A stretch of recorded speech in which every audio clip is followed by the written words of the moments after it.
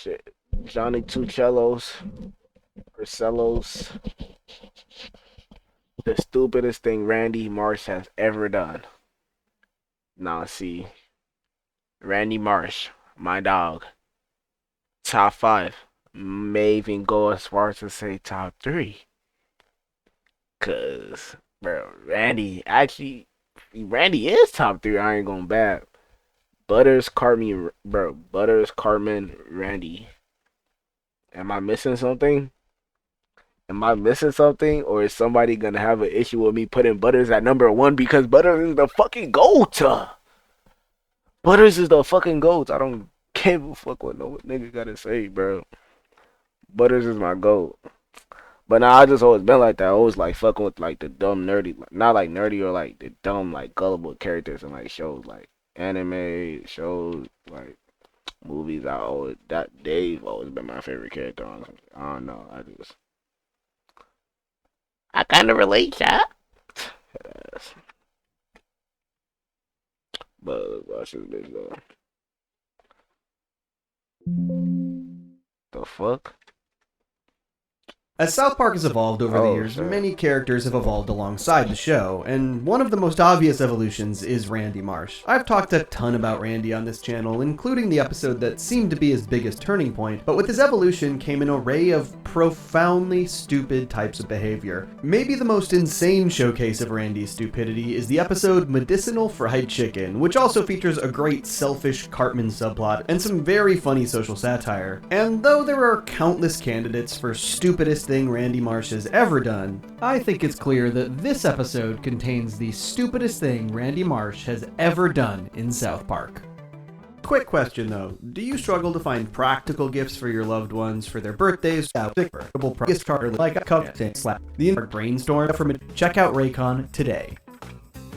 No, don't do that. The entire idea for Medicinal Fried Chicken started as one of those sort of magical, happenstantial South Park brainstorms. After a trip to Colorado, Matt and Trey started talking about how medical had become legalized, and they basically got caught up talking about the ebbs and flows of what substances are and aren't okay to sell. How fatty food now is like the new, like, okay, we've got to ban that. You know, it's like how certain substances and shit become like okay in society and then other ones become not okay. This is definitely the crux of the social commentary for the episode, and I think it's portrayed pretty brilliantly, but the way they got to the specifics of this story is kind of wild. In talking about how substances acceptability change in society, they got to the idea of selling it out of a KFC, which coincidentally had a real-world parallel. I've seen that before on somewhere online, and there's a pot store in LA in Venice, in Palms, I think, that was an old KFC that somebody turned into a hot store, and it basically looked just like this. Like, so it was funny that we joked our way to a place where that basically actually existed. The KFC in question is called Kind for Cures, pretty brilliantly keeping the KFC acronym, at least marketing-wise. And I actually remember seeing this KFC 10 plus years ago when I lived in Los Angeles, and at the time, I was fully convinced that they were inspired by South Park. But as it turns out,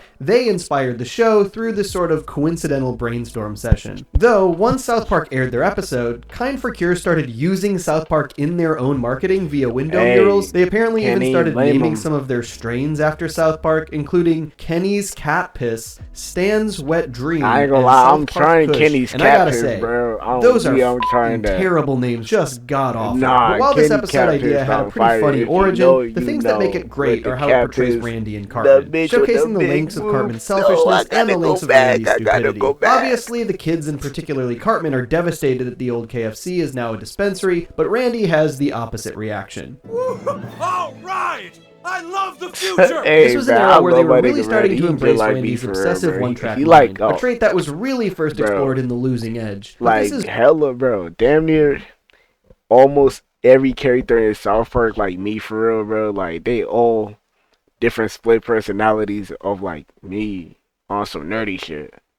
But that song's corny, so we just gonna move on, because now I'm yapping. It's just such a funny example of Randy going way overboard. The moment he realizes that he can get pot if he just gets a doctor's reference, he ignores everything else, including the children. KFC's gone, been replaced. I gotta get to the doctor. The doctor? But Dad, we want to eat. We gotta get to the doctor.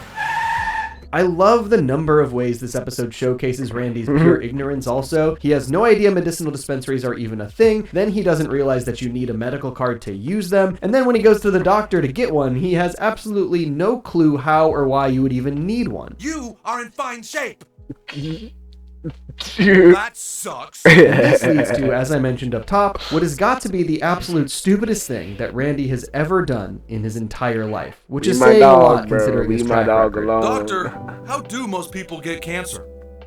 Well, there's a lot of ways you can get cancer.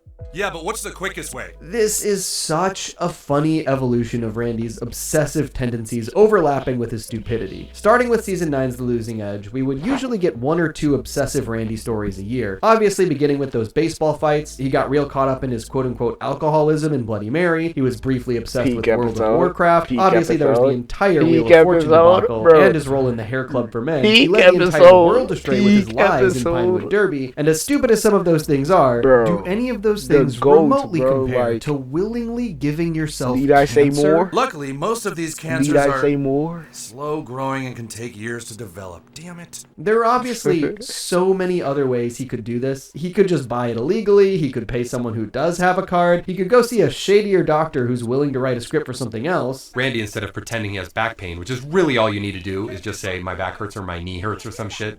And he goes and gives himself testicular cancer. So yeah, in order to get a medical card, Randy gives himself cancer by microwaving his junk. Incredible stuff. Mr. Marsh, I'm afraid that the test came back positive. You do have testicular cancer. Score!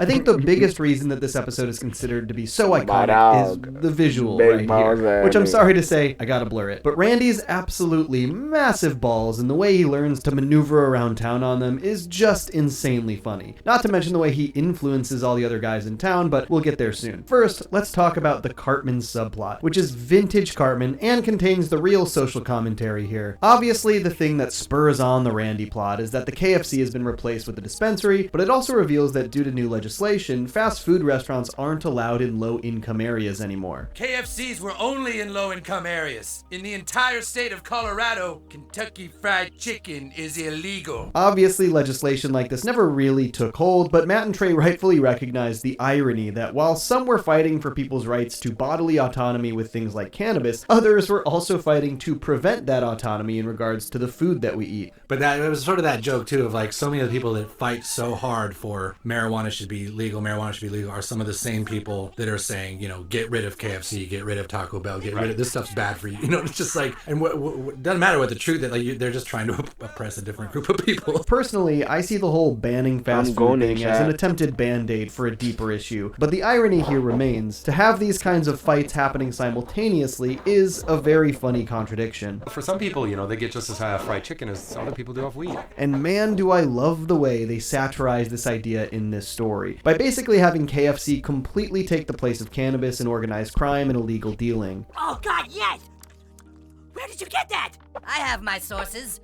That'll be $85. This is just a South Park flourish, but I love the fact that this kid who's acting as a full-on mob boss is also wearing a t-shirt with a tractor on it. It's that juxtaposition between the kids and the adult nonsense they get into that is always so funny. How much KFC are we talking? 2 buckets plus a 3-piece meal and 4 sides.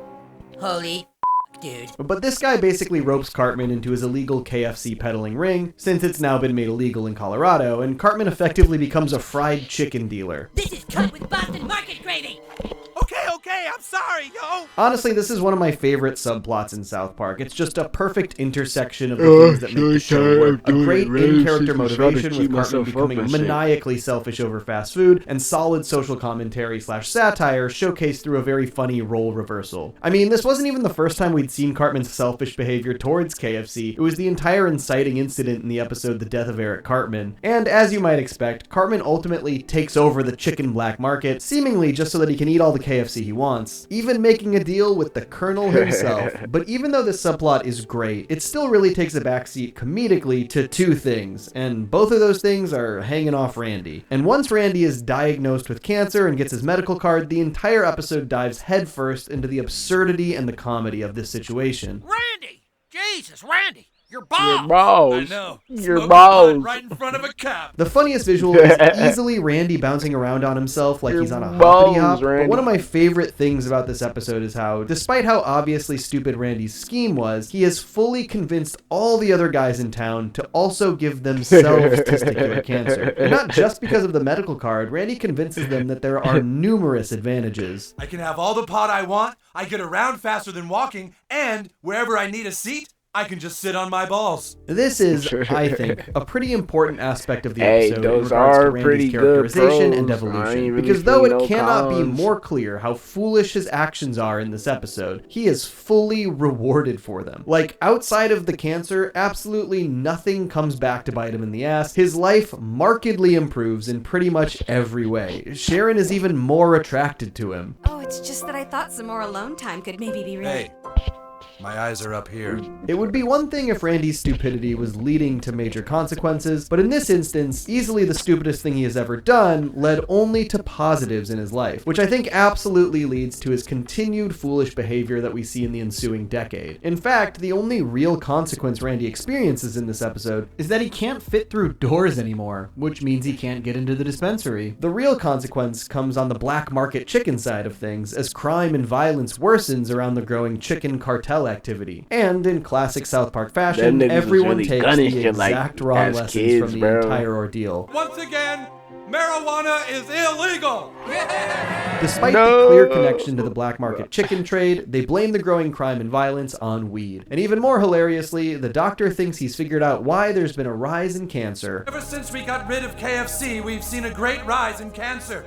But today we welcome back KFC and all the medical benefits it gives us. This is an iconic and beloved episode for a reason. It really is just the absolute perfect cross-section of everything people love about South Park. Between Cartman and Randy's hilarious, character-driven insanity, and the way the fast food and medical marijuana plots perfectly interweave and reverse roles, it's just got all the hallmarks of a top-tier South Park episode. I mean, it even made such a splash that KFC themselves had to respond to its depiction of the Colonel in an interview. A spokesman had this to say in response. As you might expect, KFC Corporation was not contacted by Comedy Central for permission to use our brand in South Park. We had absolutely no say in the show's content. But I think that the biggest impact this episode would have is in just how far they realized they could push Randy. I mentioned some of the obsessive Randy plots that came before this, but as I said multiple times, this is the height of his I feel stupidity. like And one I thing feel that I for like, this, but as I said bro, multiple this was the craziest Randy plot, bro.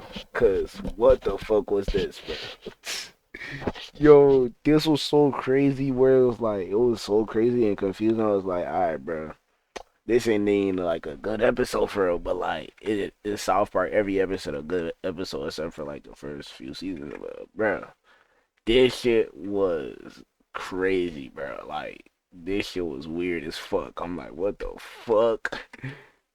Oh no, times, Easter this Bunny is shit. the height of his stupidity. And one thing that I don't think gets talked about enough is just how foreshadowing this entire endeavor would be for the future of Randy, i.e. Tegrity Farms. Obviously, Randy's entire trajectory led to the Tegrity arc, and I lay that out pretty clearly in my Evolution of Randy Marsh video, but Medicinal Fried Chicken not only showcased his obsessive tendencies, but the absurd risks he was willing to take. And while shoving his junk in the microwave to give himself cancer is still absolutely the dumbest thing Randy has ever done, the closest he's come since have primarily been Tegrity Farms schemes. Blowing up citizens' home grow ops, I mean that's basically terrorism, making deals with the Chinese government, straight up murdering an entire herd of cows while trying to peddle meatless Tegrity burgers. Let's not even talk about the pangolin. While tons of Randy's behavior over the years naturally escalated to his complete lack of Tegrity in the Tegrity Farms arc, in retrospect, Medicinal Fried Chicken was such an obvious foreshadow to exactly what we could expect, and nearly 10 years before the Tegrity arc even began. Though I think it's also interesting that most fans really love Medicinal Fried Chicken, but many are not major fans of the whole Tegrity Farms arc. Perhaps the answer to why Tegrity Farms isn't as beloved lies in the underlying message of this episode, that there is absolutely such thing as